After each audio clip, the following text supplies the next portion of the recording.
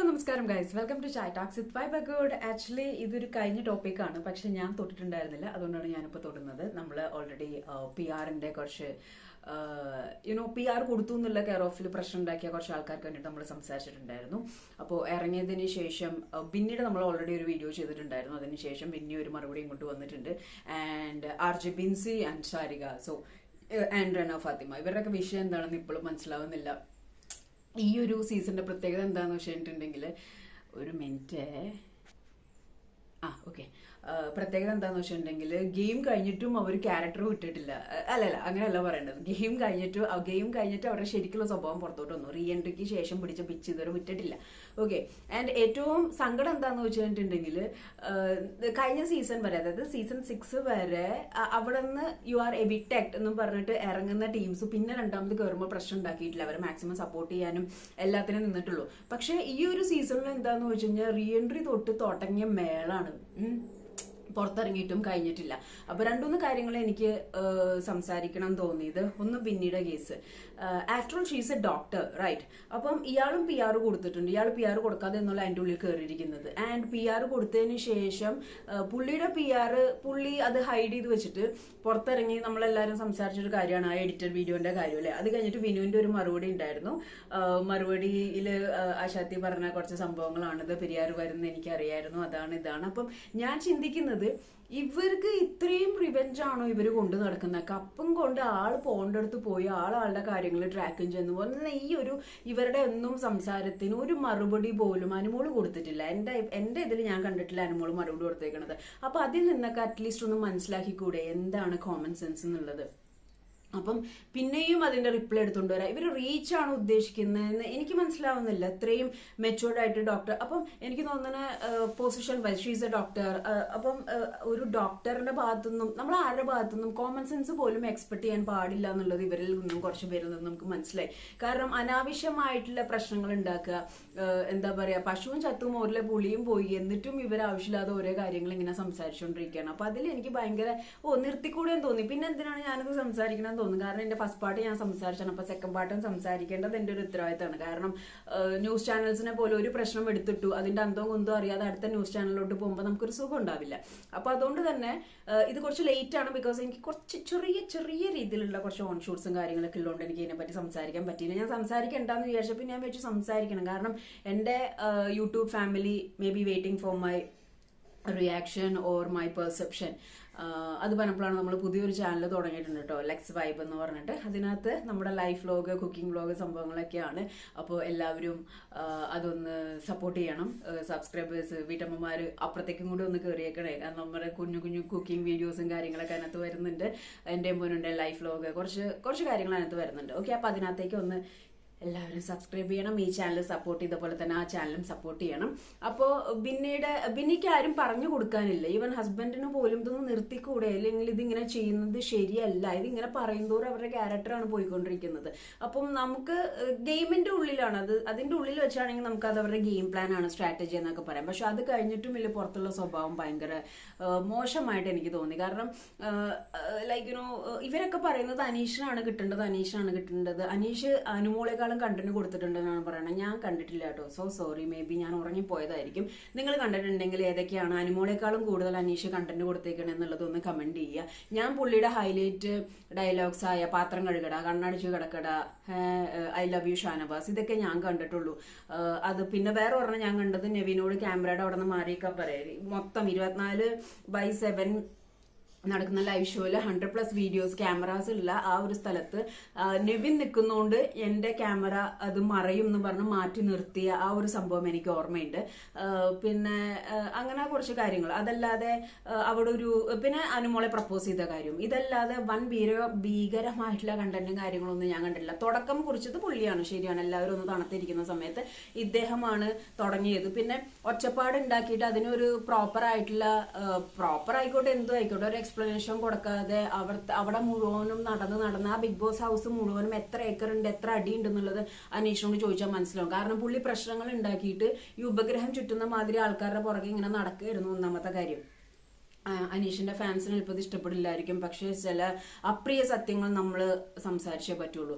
അപ്പം അതുപോലെ ഒരു സാധനം ഇട്ട് കൊടുക്കുക, എന്നിട്ട് ഇങ്ങനെ നടന്ന് പ്രശ്നം ഉണ്ടാക്കുക, മിണ്ടാതിരുന്നിട്ട് അങ്ങോട്ടും ഇങ്ങോട്ടും നടക്കുക, അതൊക്കെ ഒരു കൈൻഡ് ഓഫ് പ്രൊവോക്കിംഗ് ആയിരുന്നു തുടങ്ങിയ സമയത്ത്. പിന്നെ ഇപ്പൊ ട്രെൻഡ് മാറി, ഇപ്പൊ അതൊന്നും ആയിരുന്നില്ല സീസണിൽ ട്രെൻഡായിട്ട് നിന്നിരുന്നത്. പിന്നെ അവിടെ വാ തുറക്കേണ്ട സമയത്ത് ഒന്നും വാ തുറന്നിട്ടില്ല. ലക്ഷ്മി സംസാരിച്ച സമയത്ത്, ഒനിലിന്റെ വിഷയം ഉണ്ടായ സമയത്ത്, ഗിസേൽ ആര്യൻ വിഷയം ഉണ്ടായ സമയത്ത് അവിടെ ലാലേട്ടൻ തന്നെ ചോദിച്ചിട്ടുണ്ട് അനീഷ് ഇത് കണ്ടിരുന്നു, കാരണം അവിടെ ഡെമോ കാണിക്കുന്ന സമയത്തൊന്നും ഇവരുടെ ഭാഗത്തുനിന്ന് ഒന്നും കണ്ടിട്ടുണ്ടായിരുന്നില്ല. ആൻഡ് ഇതെല്ലാം പോട്ടെ, പ്രപ്പോസ് ചെയ്ത് കല്യാണം കഴിക്കാന്ന് പറഞ്ഞ കുട്ടിയെ അവിടെ എല്ലാവരും പിച്ചിട്ട് ചെയ്യുമ്പോൾ ഇവൻ അനുമോളുടെ ഫാമിലി തന്നെ പറഞ്ഞു എന്തുകൊണ്ടൊരു വാക്ക് സംസാരിച്ചില്ല. അത് അപ്പോ അത്രേ ഉള്ളൂ അയാളുടെ വിവാഹ അഭ്യർത്ഥന. 2 മിനിറ്റ് നേരത്തേക്കുള്ളൂ അയാളുടെ വിവാഹ അഭ്യർത്ഥനയുടെ വാല്യൂ. കാരണം നമ്മളാണെങ്കിൽ പോലും തിരിച്ച് റിജക്ഷൻ ആണ് കിട്ടിയെന്നുണ്ടെങ്കിൽ പോലും ഇപ്പൊ എക്സിനെ പറ്റി എന്താണ് അഭിപ്രായം, അല്ലെങ്കിൽ എക്സിനോട് എന്താ പറയാനുള്ളതെന്ന് പറയുമ്പോൾ എവിടെയാണെങ്കിലും സുഖമായിട്ടിരിക്കട്ടെ എന്ന് പറയുന്ന ഒരു കൂട്ടം നല്ല ആൾക്കാരുണ്ട്. ഇത് അതുപോലും ഇല്ലാതെ ഇട്ട് കൊടുത്തിട്ട് ഒരു വാക്ക് പോലും അവിടെ സംസാരിച്ചില്ല. ഇപ്പൊ ഷാരിക പറയുന്നുണ്ടായിരുന്നു അനീഷ് കണ്ടന്റ് കൊടുത്തിട്ടില്ലേ. എന്ത് കണ്ടന്റാണ് ഷാരിക അനീഷ് അവിടെ കൊടുത്തിരിക്കുന്നത്? മേ ബി ഷാരിക എന്ന് പറയുന്ന വ്യക്തി അവിടെ സംസാരിച്ചിട്ടുണ്ട്. എനിക്ക് പേഴ്സണലി അറിയാവുന്ന ഒരു വ്യക്തിയാണ് ഷാരികയെ. അപ്പോൾ ആള് ലിറ്ററലി പാവാണ്, ശുദ്ധ ദുഷ്ട ഫലം ചെയ്യണമെന്നുള്ളൂ, ലിറ്ററലി പാവാണ്. പക്ഷെ ആളിങ്ങനെ ഫൈറ്റ് ചെയ്ത് നിൽക്കുന്നു എന്നുള്ളൂ. അനുമോള് PR കൊണ്ട് ജയിച്ചതല്ല, അനുമോള് കണ്ടന്റ് ഇട്ട് ജയിച്ചതാണെന്ന് ഒരു വശത്ത് ഷാരിക പറയുന്നുണ്ടെങ്കിൽ പോലും അനീഷ് കണ്ടന്റ് കൊടുത്തിട്ടില്ലെന്ന് ചോദിക്കുന്നുണ്ട്. അനുമോൾ അവിടെ പിന്നെ കുക്കിംഗ് വീഡിയോന്റെ കാര്യം നോണം പറയുന്നൊക്കെ പറയണ്ട, അതിനുള്ള മറുപടി അനുമോള് തരികയും ചെയ്തു. അനുമോൾക്ക് കുക്കിംഗ് അറിയില്ല, അത് കയ്യിൽ നിന്ന് എടുത്താണ്. പിന്നെ ഒരു കുക്കറി ഷോയ്ക്ക് പോകുമ്പോൾ കുക്കിംഗ് അറിയില്ല എന്ന് പറഞ്ഞാലും അവിടെയുള്ള ക്രൂ മെമ്പേഴ്സ് പറഞ്ഞു കൊടുക്കും അത് ചെയ്യുന്നൊക്കെ. അതൊരു വീഡിയോ എഡിറ്റഡ് ആവാം, അല്ലെങ്കിൽ കട്ട് ഷോട്ട് ചെയ്തെടുക്കണമാവാം, അങ്ങനെ എന്തെങ്കിലും ആവാം. ഇതൊന്നും മനസ്സിലാക്കാനുള്ള ഒരു ബേസിക് നോളജ് ഇല്ലാതെ ഇവർ വന്നിട്ട് പറയുന്നു കുക്കിംഗ് വീഡിയോ അറിയില്ല എന്നാണ് പറഞ്ഞു. അതേപോലെ അനീഷ് കണ്ടന്റ് കൊടുത്തിട്ടില്ല. അനീഷ് എന്ത് കണ്ടന്റാ കൊടുത്തേക്കണെന്ന് എനിക്കറിയില്ല. അനീഷാണ് ശരിക്കും കണ്ടന്റ് ഒന്നും കൊടുക്കാതെ ആദ്യത്തെ 2-3 കണ്ടന്റിൽ പിടിച്ചു നിന്ന് വിത്ത് PR കൂടി ഇവിടം വരെ എത്തിയത്. അനീഷ് ഇറങ്ങിയതിന് ശേഷമുള്ള വെപ്രാളവും ഇതൊക്കെ നമ്മൾ കണ്ടാളും. അനിയനൊക്കെ എന്താ പറയാ, ലൈക്ക് എന്താ പുള്ളി കാണിച്ചത്, ഇറങ്ങിയപ്പോൾ വീഡിയോ നിങ്ങൾ കണ്ടില്ലേ, എനിക്ക് മനസ്സിലായില്ല പുള്ളി എന്താ കാണിച്ചു കൂട്ടിയെന്നുള്ളത്. അപ്പൊ ഈ ഒരു സീസണിൽ പ്രത്യേകത എന്താന്ന് വെച്ച് കഴിഞ്ഞാൽ കപ്പും കൊണ്ട് പോകേണ്ട പോയിട്ടും ആ കപ്പ് കൊണ്ടുപോയതിന്റെ ഒരു വെപ്രാളം, ശ്വാസം മുട്ട് അങ്ങോട്ട് മാറിയിട്ടില്ല. റെന ഫാത്തിമയുടെ വക പഴയ വീഡിയോസ് എടുത്തിട്ട്, അപ്പം ഇവര് റീച്ചാണ് ഉദ്ദേശിക്കുന്നുണ്ടെങ്കിൽ അത് പറയൂ, അത് ഓപ്പൺ ആയിട്ട് പറയൂ. റീച്ചാണ് ഉദ്ദേശിക്കുന്നത്. ബിഗ് ബോസ് കഴിഞ്ഞാലും ഒരു 6 months ഒക്കെ ലൈം ലൈറ്റിൽ നിൽക്കണം. സോ എനിക്ക് വേറെ ഡാൻസോ കാര്യങ്ങളോ ഒന്നും ചെയ്യാൻ അറിയാൻ പാടില്ല, അല്ലെങ്കിൽ എനിക്ക് അതിനൊന്നും സമയമില്ല. ബെന്നിക്കൊന്നും ഡാൻസ് ചെയ്യാൻ അറിയാൻ പാടില്ല എന്ന് എനിക്ക് തോന്നുന്നില്ല. ബെന്നിക്കും റെനിക്കൊക്കെ ഡാൻസ് ചെയ്യാനും കാര്യങ്ങളൊക്കെ അറിയാം. അപ്പൊ അങ്ങനെ കുറച്ച് ഇൻട്രസ്റ്റിംഗ് ആയിട്ടുള്ള എന്തെങ്കിലും ചീത്തപ്പേര് ഗെയിമിൽ നിന്ന് വന്നിട്ടുണ്ടെങ്കിൽ അത് മാറ്റാവുന്ന രീതിയിൽ പണിയെടുക്കാതെ എഗെയിൻ വന്നിട്ട് പിന്നെയും ഈ വിഷം തുപ്പിക്കൊണ്ടിരിക്കുന്നത് ഭയങ്കര ബുദ്ധിമുട്ടാണ്. ശൈത്യ 2 പ്രാവശ്യം വന്ന് മാരാറിനെന്ന് ചൊറിഞ്ഞു. പിന്നെ ശൈത്യയുടെ കാര്യങ്ങളൊന്നും ഞാൻ കണ്ടില്ല. ശൈത്യയുടെ പഴയ ശൈത്യയുടെ അമ്മ തലറങ്ങി വീണതും ശൈത്യ മറ്റേ ട്രോഫി വാങ്ങിക്കാതിരുന്ന സംഭവങ്ങളും. അതൊരു ആർട്ടിസ്റ്റ് എന്ന് പറഞ്ഞു കഴിഞ്ഞാൽ വേണ്ടത് മനസ്സാണ്. ഒരു പാർട്ടിസിപ്പേഷൻ ഈസ് എവറിത്തിങ്. അതിനകത്ത് എല്ലാത്തിനും കപ്പ് കിട്ടണം, അല്ലെങ്കിൽ എനിക്ക് കിട്ടിയ കപ്പ് ചെറുതായി പോകുമെന്ന് പറഞ്ഞ് വാങ്ങിക്കാതിരിക്കുന്നൊന്നും ഒരു ക്യാരക്ടറായിട്ട് എനിക്ക് തോന്നുന്നില്ല. What over the perception the character, we don't have anyone to judge dum.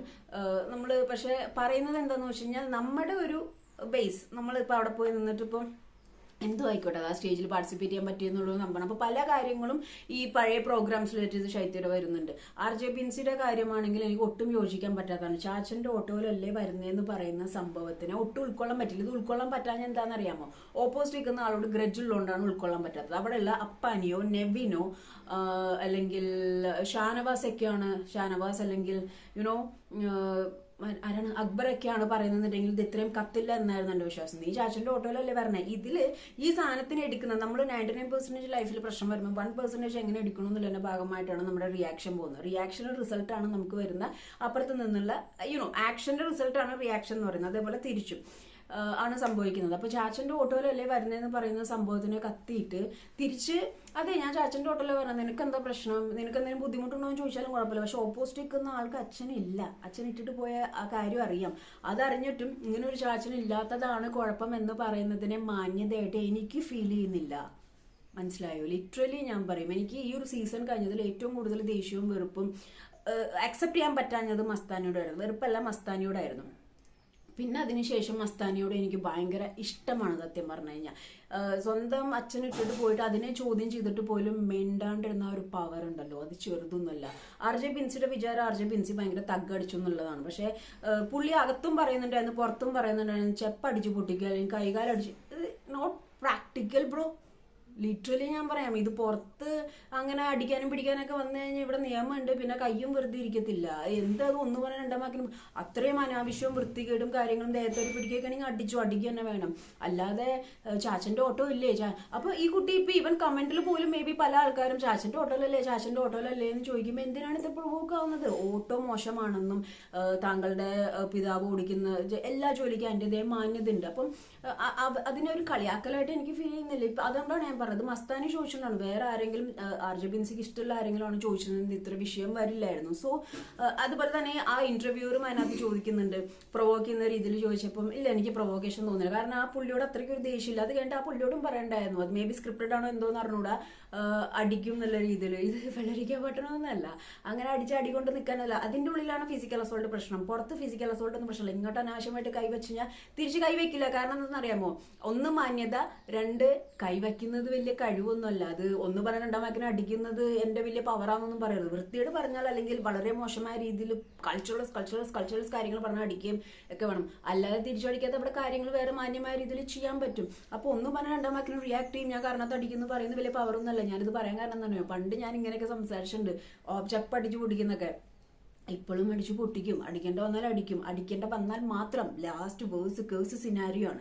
End of the day നമ്മൾ എപ്പോഴും നമ്മുടെ പുറത്തോട്ട് വരുന്നത് ക്യാരക്ടറാണ്. നമ്മൾ എത്ര ഒരുങ്ങി നിന്നാലും എന്തൊക്കെ കാര്യങ്ങൾ ചെയ്താലും എങ്ങനെയൊക്കെ ഇതായാലും ക്യാരക്ടർ. ഇപ്പൊ തന്നെ ആദില നൂറയുടെ കേസ് പറഞ്ഞു കണ്ടില്ലേ, അയാൾ കാണിച്ചത് അയാൾ ഒരു മനുഷ്യനല്ല. സത്യം പറഞ്ഞിട്ടുണ്ടെങ്കിൽ ഇത്രയും ഒരു ഒരു കൾച്ചറലെസ്, അല്ലെങ്കിൽ ഇവർ ഈ പറയുന്ന ദൈവവിശ്വാസിയാണെങ്കിൽ പോലും രണ്ട് മനുഷ്യരെ വിളിച്ചു വരുത്തിയിട്ട് മാറ്റിയിട്ട് സമുദായത്തിനോട് മാപ്പ് പറയുന്ന ആ മാപ്പ് ആർക്ക് വേണം? ആ മാപ്പിനോട് പുച്ഛമാണ് സത്യം പറഞ്ഞിട്ടുണ്ടെങ്കിൽ. ആ മാപ്പിനെ തുപ്പിയരാ, ആ മാപ്പൊന്നും പ്രാക്ടിക്കലി മനുഷ്യത്തുള്ള ആൾക്കാർ ആരും അക്സെപ്റ്റ് ചെയ്യില്ല. അയാൾ ബിഗ് സീറോ ആണ് ഇപ്പൊ സൊസൈറ്റിയുടെ മുന്നിൽ. എത്ര പൈസ ഉണ്ടെങ്കിലും അയാൾ ബിഗ് സീറോ ആണ്. അപ്പോൾ റന ഫാത്തിമയും കൊണ്ടുവന്നിട്ടുണ്ടായിരുന്നു കുറെ കാര്യങ്ങൾ. ഇത് വന്നിട്ട് യൂട്യൂബേഴ്സിന്റെ കണ്ടന്റ് ആണുള്ള കാര്യം പറഞ്ഞു കഴിഞ്ഞാൽ. പക്ഷെ ഇവർ മനസ്സിലാക്കാത്ത ഒരു കാര്യമുണ്ട്, ക്യാരക്ടർ എന്ന് പറയുന്ന ഒരു സാധനം ഇല്ലാതെയായി പോകും. അതാണ് ഇവിടെ ആദ്യം മനസ്സിലാക്കേണ്ടത്. ഇപ്പൊ ആർജെ ബിൻസിയോടാണെങ്കിലും മേ ബി ആളുടെ ക്യാരക്ടർ അതായിരിക്കും, പക്ഷെ അവിടെ സ്കോർ ചെയ്തത് മസ്താനി തന്നെയാണ്. അച്ഛനില്ലാത്ത ഒരു കുട്ടിയുടെ അടുത്ത് പോയിട്ട് അച്ഛനില്ലാത്തതിന്റെ കുഴപ്പമെന്ന് പറയുമ്പോൾ അവരുടെ സാഹചര്യവും അവരുടെ സിറ്റുവേഷനും അവരിത് എന്തൊക്കെ കേട്ടിട്ടുണ്ടെന്നുള്ളതൊന്നും മനസ്സിലാക്കാൻ. ചാച്ചന്റെ ഓട്ടോയിലല്ലേ പോണതിനേക്കാളും ആ ചോദിച്ചതിനേക്കാളും എത്ര എത്ര എത്ര എത്ര എത്ര ഹേർട്ടിംഗ് പോയിന്റ് ആണ് അങ്ങോട്ട് തിരിച്ചു ചോദിച്ചതെന്ന് ആലോചിക്കുക. അത് ആ കുട്ടിക്ക് തെറ്റായിട്ട് തോന്നുന്നില്ല. പക്ഷെ ഐ ലവ് മസ്താനി. കാരണം ആളുടെ ക്യാരക്ടർ പിടിച്ചു, ആൾക്കൊരു തിരിച്ചറിവുണ്ടായി സത്യം പറഞ്ഞാൽ. അതേപോലെ ലക്ഷ്മി, അവരൊന്നും പുറത്തിറങ്ങിയിട്ട് ഒരു കാര്യങ്ങൾ ഇതിനെപ്പറ്റി കുത്തി സംസാരിക്കണമെന്നൊന്നും പറ്റില്ല. പക്ഷെ കുറച്ച് ആൾക്കാരുകൾ ഇപ്പോഴും അനു പി ആർ എന്ന് പറഞ്ഞിട്ട് ഇവർ തന്നെയാണ് ലിറ്ററലി പി ആർ എന്ന് അവർ മനസ്സിലാക്കുന്നില്ല. അല്ലാതെ വളരെ കുറച്ച് പേർക്ക് മാത്രമേ പി ആർ ഇല്ലാത്തുള്ളൂ. ബാക്കി ഈ പി ആർ ഉള്ളവരൊക്കെ തന്നെയാണ്. ഈ പണ്ടൊക്കെ നാട്ടിൽ പറയും ഒരു കാലം ഞൊണ്ടുള്ള ആള് രണ്ട് കാലില്ലാത്ത ആളെ കളിയാക്കണമെന്ന്. അതേപോലത്തെ സാധനങ്ങളൊക്കെയാണ് നടന്നുകൊണ്ടിരിക്കുന്നത്. എന്തായാലും സീസൺ 7 ചരിത്രം കുറിച്ചിരിക്കുന്നു. കാരണം ഇത്രയും റിവെഞ്ച് പിടിച്ചൊരു സീസണും റീ എൻട്രി കാരണം കുറച്ചും കൂടി കപ്പ് കിട്ടാൻ ഈസി ആയ ഒരു സിറ്റുവേഷനൊക്കെ ഈ സീസണിൽ തന്നെയാണ് ഉണ്ടായത്. ആകെ മൊത്തം ടോട്ടലി ഒരു എന്താ പറയുക, കുളം കലക്കിയ അവസ്ഥയാണ് പോയിക്കൊണ്ടിരുന്നത്. ഓക്കെ, അപ്പം എല്ലാവരും ഇന്ന് നമ്മളൊരു കുക്കിംഗ് വീഡിയോ ഇടുന്നു. ഒരു കുക്കിംഗ് വീഡിയോ നമ്മൾ ഇതിനകത്ത് തന്നെയാണ് ഇടുന്നത്. ഒരു ബിരിയാണി സ്പെഷ്യൽ റെസിപ്പി വരുന്നുണ്ട്. ഇപ്പോൾ വീട്ടമ്മമാർ എന്തായാലും ഇത് ട്രൈ ചെയ്യണം. ഞാനൊന്ന് വൈകിട്ട് പ്രിപ്പയർ ചെയ്യുന്നുണ്ട്. അതേപോലെ പുതിയൊരു ചാനൽ നമ്മൾ തുടങ്ങിയിട്ടുണ്ട്, ലെറ്റ്സ് വൈബ് എന്ന് പറഞ്ഞിട്ട്. അത് ഞാൻ ഇപ്പം നിങ്ങളുടെ അടുത്ത് വൈകിട്ട് റിവീൽ ചെയ്യാന്ന് വെച്ചാൽ ഇപ്പം റിവീൽ ചെയ്യാണ്. അപ്പോൾ അത് അതിനകത്ത് സബ് ചെയ്യണം. അതിനകത്ത് കുറേ ഇൻട്രസ്റ്റിംഗ് കണ്ടന്റ് കാര്യങ്ങളൊക്കെ വരുന്നുണ്ട്. വൈബ് ഗുഡ് നമ്മുടെ ഈ ചാനൽ ചായ ടോക്സ് വിത്ത് വൈബ് ഗുഡ് ഇതേപോലെ റിയാക്ഷൻ വീഡിയോസ്, കുറച്ച് സീരിയസ് ഡിസ്കഷൻ ഒക്കെ ആയിരിക്കും. അതിനകത്ത് ചുമ്മാ ഭയങ്കര ഫണ്ണി ആയിട്ട് എന്റർടൈൻ ആയിട്ടുള്ള സംഭവങ്ങളായിരിക്കും പോകുന്നുണ്ടാവുക. അപ്പൊ എല്ലാവരും സപ്പോർട്ട് ചെയ്യണം. പേജ് സബ് ചെയ്യാനൊന്നും മറക്കരുത്, ഇപ്പൊ തന്നെ സബ് ചെയ്യണേ.